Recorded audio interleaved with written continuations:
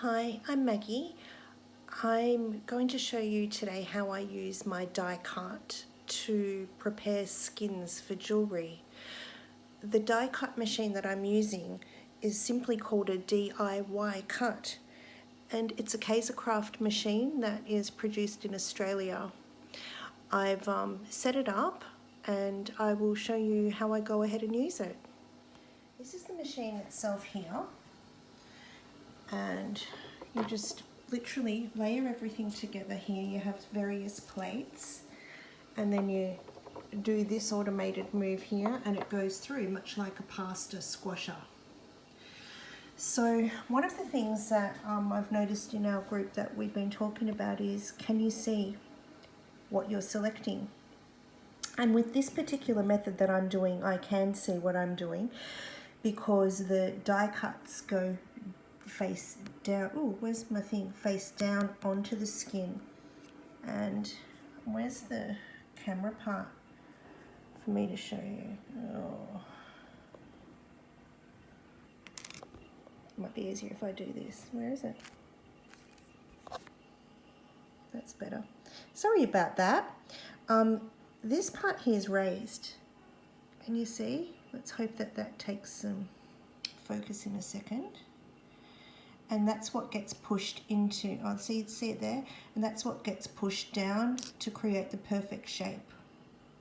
This set here I've got for earrings, so I can see what's going to come out. Is that better in focus? There we go.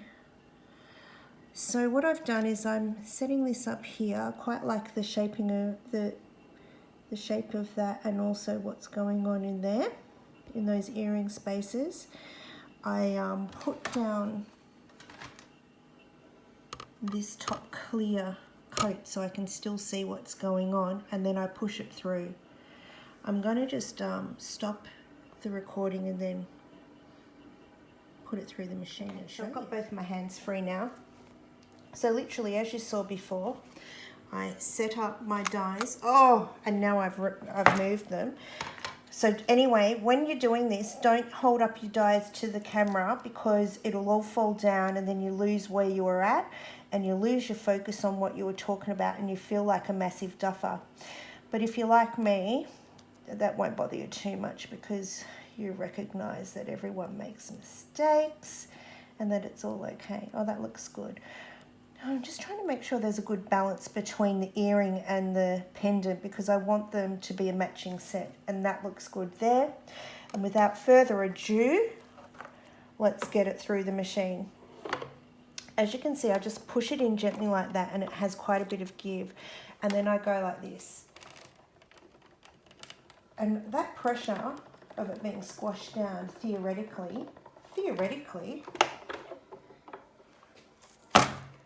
makes our shapes come out. And here we go. Our first shape, our second shape didn't cut so well.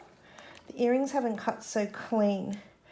And that might be because, oh no, they're actually not too bad at all. Just pull that. All right, so I need to get my Stanley knife just to get that last bit there. And this is because it's really designed for cardboard. But nonetheless, we'll persevere and I'll keep showing you what I'm doing so that you can get a good idea. Then you get one of your trays and pop that in. I'm not going to push that completely in because I'm not exactly sure if that's the direction I want it.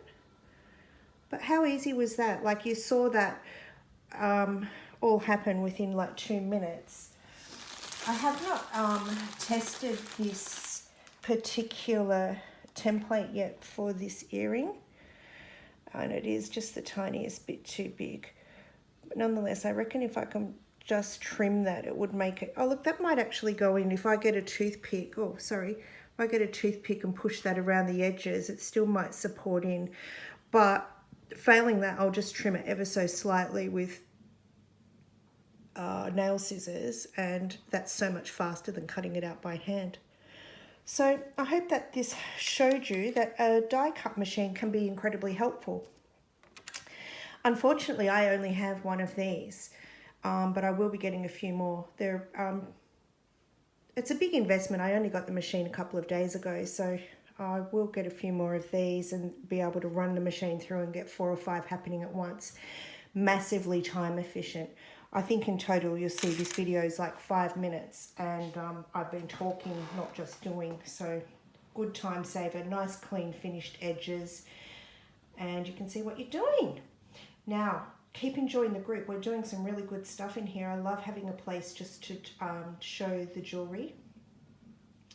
I have an Australian pouring group called Ready Steady Pour on Facebook. If any Australians would like to join that, feel free to type that in, and we'll have some conversations about acrylic pouring.